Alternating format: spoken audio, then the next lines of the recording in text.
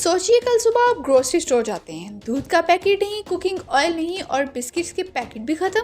Petrol pump पर 2 kilometre लंबी line और अटेंडेंट बोलता है सिर्फ 5 लीटर मिलेगा।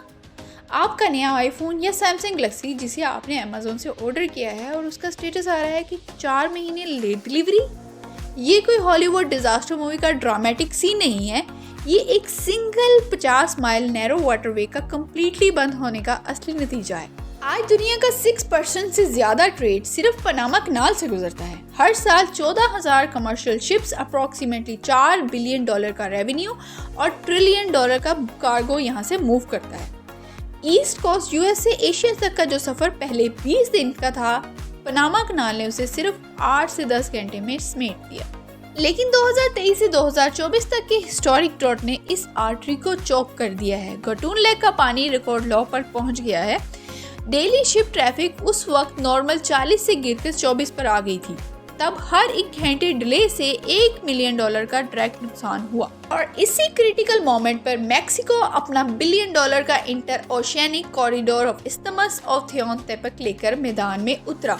ये सिर्फ एक रेलवे लाइन नहीं है, पनामा की 100 साल पुरानी बादशाहत को चेकमेट करने वाला स्ट्रेटेजिक मास्टर प्लान है और ये ग्लोबल पावर शिफ्ट का सिग्नल भी है। पनामा कनाल को समझने के लिए हमें पहले ये समझना होगा कि ये सिर्फ पानी का रास्ता नहीं है, ये दुनिया की इकोनॉमी की आर्टरी है। अटलांटिक और पैसिफिक ओशन को जोड़ने वाला ये शॉर्टकट हर साल $1 ट्रिलियन का ट्रेड मूव करता है। अगर ये आर्टरी ब्लॉक हो जाए तो दुनिया को इकोनॉमिक हार्ट अटैक आ सकता है। इसीलिए जब 2021 में एक सिंगल शिप ने स्विस कनाल ब्लॉक की तो दुनिया ने महसूस किया कि ग्लोबल ट्रेड कितना फ्रजाइल है और पनामा कनाल का केस और भी ज्यादा सेंसिटिव है। पनामा कनाल एक इंजीनियरिंग मार्वल है जो 100 साल पहले बना। 1914 में जब पनामा कनाल को खोला गया तो उसे ह्यूमैनिटीज 8 वंडर कहा गया। इसने शिपिंग इंडस्ट्री को रिवोल्यूशनाइज कर दिया। पहले शिप्स को साउथ अमेरिका का पूरा चक्कर लगाना पड़ता था, लेकिन पनामा कनाल ने डिस्टेंस, टाइम और फ्यूल कॉस्ट ड्रामेटिकली कम कर दी। अमेरिका के लिए ये सिर्फ ट्रेड का प्रोजेक्ट नहीं था, ये स्ट्रेटेजिक डोमिनेंस का सिंबल भी था।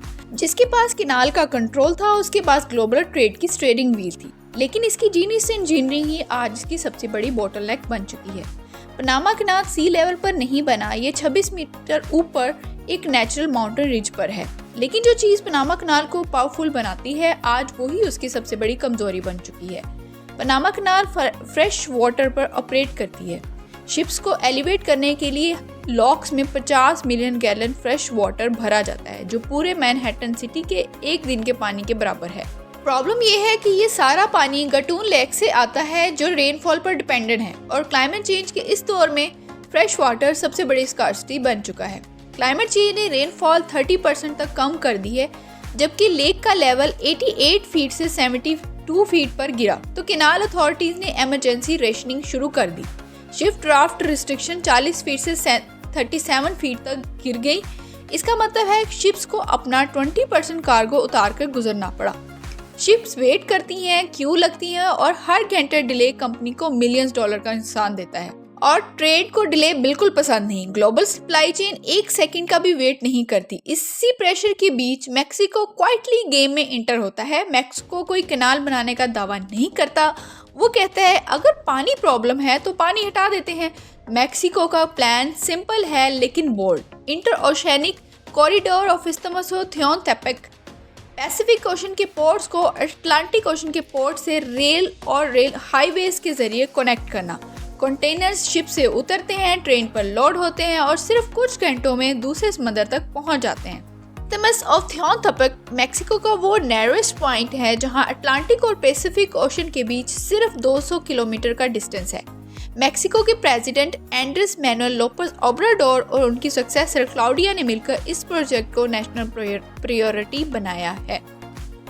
CIIT के 4 पिलर्स हैं। सबसे पहले क्वाट्ज़कोआल्कोस पोर्ट। इस पोर्ट को इतना अपग्रेड किया गया है कि यहाँ हर साल 5 मिलियन कंटेनर हैंडल्स हो सकते हैं, इसलिए अब ये एक मेजर कार्गो हब बन चुका है।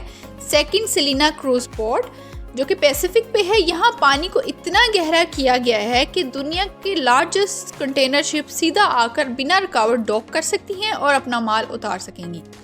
High speed railway corridor 30 modern cargo train daily operate करेंगी जो सिर्फ 8 घंटे में कंटेनर्स को एक कोस्ट से दूसरी कोस्ट तक पहुंचा देंगी।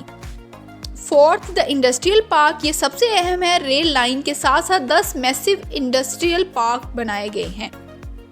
पनामा में शिप्स लॉक क्रॉस करने में 8 से 10 घंटे लगते हैं, प्लस हफ्ते वेटिंग क्यू में भी रहना पड़ता है। CIIT 9 hour guaranteed rail transit promise करता है। पनामा स्लॉट ऑक्शन $1 मिलियन से लेकर $4 मिलियन तक पहुंच गई है पर शिप, जबकि CIIT $500 पर कंटेनर सेविंग टारगेट कर रहा है। ये प्रोजेक्ट सिर्फ ट्रांसपोर्टेशन का नहीं है, ये लॉजिस्टिक का नया मॉडल है। पनामा कनाल में शिप्स को वेट करना पड़ता है, जबकि मैक्सिको के कॉरिडोर में वेटिंग ऑलमोस्ट 0 है। पनामा कनाल पानी पर डिपेंडेंट है, मैक्सिको का कॉरिडोर लैंड पर है। पनामा ड्रॉट से स्लो हो रही है, मैक्सिको वेदर इंडिपेंडेंट है। और बिजनेसेस के लिए सबसे इंपॉर्टेंट चीज़ है प्रेडिक्टेबिलिटी। जहाँ चीज़ें प्रेडिक्टेबल होती हैं वहाँ पैसा जाता है। इसीलिए अमेरिका, चाइना और ग्लोबल लॉजिस्टिक जायंट्स इस कॉरिडोर को बहुत गौर से देख रहे हैं। ऑफिशियली ये सिर्फ ट्रेड रूट है, लेकिन असल में ये इन्फ्लुएंस का गेम है। जो मुल्क ग्लोबल ट्रेड के अल्टरनेटिव्स को कंट्रोल करता है वो सिर्फ गुड्स नहीं, जियोपॉलिटिक्स भी मूव करता है। मैक्सिको के पोर्ट के साथ इंडस्ट्रियल जोन, वेयर हाउस और मैन्युफैक्चरिंग हब्स प्लान किए जा रहे हैं। मतलब ये सिर्फ ट्रांजिट नहीं, प्रोडक्शन का सेंटर भी बन सकता है। लेकिन यहाँ एक ट्विस्ट है, हर मेगा प्रोजेक्ट के साथ रिस्क भी होते हैं। ये कॉरिडोर मैक्सिको के उन इलाकों से गुजरता है जहाँ क्राइम और इंस्टेबिलिटी का रिकॉर्ड रहा है। इस्थमस ऑफ थियोटेपेक उन इलाकों से गुजरता है जो सिनोलो कार्टेल और हेलिस्को न्यू जनरेशन कार्टेल का गढ़ है। 2025 में 3 मेजर ट्रेन हाइस्ट रिपोर्ट की गई। कार्टर्स ने ट्रैक ब्लॉक कर दिए और करोड़ों के इलेक्ट्रॉनिक्स लूट लिए। मैक्सिकन गवर्नमेंट ने इसका जवाब आयरन फिस्ट से दिया। इसीलिए मैक्सिकन नेवी को पूरे कॉरिडोर का कंट्रोल दे दिया गया है। 24/7 ड्रोन्स और AI सर्विलेंस इंस्टॉल की गई है।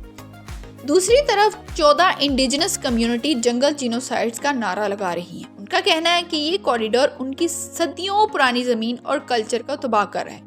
2024 और 25 में प्रोटेस्ट की वजह से प्रोजेक्ट कई महीने हॉल्ट रहा। इंश्योरेंस जायंट जैसे लॉयड्स ऑफ लंदन फिक्रमंद हैं, अगर सिक्योरिटी गारंटी नहीं हुई तो कोई इंश्योरेंस नहीं मिलेगी और इंश्योरेंस के बिना कोई ट्रेड नहीं होगा। रेलवे बनाना आसान है, लेकिन उसे सिक्योर करना या सिक्योर रखना मुश्किल है। अगर कॉरिडोर अनस्टेबल हुआ तो कंपनी फिर से पनामा कनाल की तरफ भाग सकती है। इसीलिए मैक्सिको के लिए ये सिर्फ इंफ्रास्ट्रक्चर का प्रोजेक्ट नहीं है, बल्कि गवर्नेंस और सिक्योरिटी का भी टेस्ट है। अब सवाल ये उठता है, क्या ये कॉरिडोर पनामा कनाल को कम्प्लीटली रिप्लेस कर सकता है? जवाब सिंपल है, नहीं। पनामा कनाल अभी भी बहुत बड़ी शिप्स हैंडल करती है जो रेल से मूव नहीं हो सकती। मॉडर्न न्यू पैनामैक्स शिप 14,000 से 20,000 कंटेनर उठाती है। एक ट्रेन मैक्सिमम 100 कंटेनर उठा सकती है। इसका मतलब है पनामा की सिर्फ एक बड़ी शिप का कार्गो मूव करने के लिए मैक्सिको को 140 ट्रेन चलानी पड़ेंगी। ये फिजिकली मुश्किल लगता है। मैक्सिको का रास्ता बल्क ग्रेन या ऑयल के लिए नहीं है। ये रास्ता है हाई वैल्यू गुड जैसे कि सेमीकंडक्टर, इलेक्ट्रॉनिक्स, कार पार्ट्स, वो सामान जहां एक दिन की डिले मिलियंस ऑफ डॉलर का नुकसान करती है। मैक्सिको नियर शोरिंग का फ़ायदा उठा रहा है। टेस्ला, BMW और सैमसंग जैसी कंपनीज अपनी फैक्ट्रीज मैक्सिको शिफ्ट कर रही हैं ताकि उन्हें पनामा का नखरा ना उठाना पड़े। लेकिन ट्रेड जीरो सम गेम नहीं होता। कंपनीज अपना रिस्क स्प्रेड करती हैं। अगर एक रास्ता स्लो या रिस्की हो तो दूसरा ऑप्शन रेडी होता है। मैक्सिको का कॉरिडोर पनामा को डिस्ट्रॉय नहीं कर रहा, वो सिर्फ दुनिया को एक नया बैकअप प्लान दे रहा है और फ्यूचर बैकअप कल्चर का है। आज मैक्सिको ये कर रहा है, कल में भी ब्राज़ील, फिर अफ्रीका और मिडल ईस्ट। दुनिया अब सिंगल चोक पॉइंट पर डिपेंड नहीं रहना चाहती। कोविड, वॉर्स और क्लाइमेट चेंज ने सप्लाई चेन को परमानेंटली कॉशियस बना दिया है। स्टेबिलिटी नया ऑयल बन चुकी है। जो मुल्क स्टेबिलिटी ऑफर करता है वही इन्वेस्टमेंट अट्रैक्ट करता है। दुनिया ने कोविड और वार से सीखा है कि आप अपने सारे अंडे एक ही टोकरी में नहीं रख सकते। मैक्सिको का कॉरिडोर पनामा को किल करने के लिए नहीं, बल्कि दुनिया को एक नया बैकअप प्लान देने के लिए है। आज मैक्सिको ने ये चाल चली है, कल शायद ब्राज़ील या अफ्रीका कोई नया कॉरिडोर बनाए। इसका मतलब ये नहीं है कि पनामा कनाल इररेलेवेंट हो जाएगी, लेकिन इसका मतलब ये ज़रूर है कि पनामा कनाल अब अकेली ऑप्शन नहीं रहेगी। और हिस्ट्री हमें ये सिखाती है कि जब मोनोपोली ख़त्म होती है तो पावर शिफ्ट होती है। मैक्सिको का $5 मिलियन का प्रोजेक्ट कॉरिडोर सिर्फ रेलवे और पोर्ट का प्रोजेक्ट नहीं है। ये एक मैसेज है। मैसेज ये है कि फ्यूचर उन लोगों का है जो अल्टरनेटिव्स बनाते हैं, ना कि उनका जो सिर्फ एक रास्ते पर भरोसा करते हैं। आखिर में सवाल ये नहीं है कि पनामा कनाल एंड होगी या नहीं, सवाल ये है क्या दुनिया एक सिंगल कनाल पर फिर से अंधा भरोसा करेगी, क्योंकि फ्यूचर उन्हीं का होता है जो इसको पहले देख लेते हैं और रास्ता पहले बना लेते हैं। आपका क्या ख्याल है? क्या आप #टीम पनामा हैं या #टीम मैक्सिको? कमेंट में बताएं और मज़ीद इंटरेस्टिंग वीडियोस को देखने के लिए सब्सक्राइब ज़रूर करें।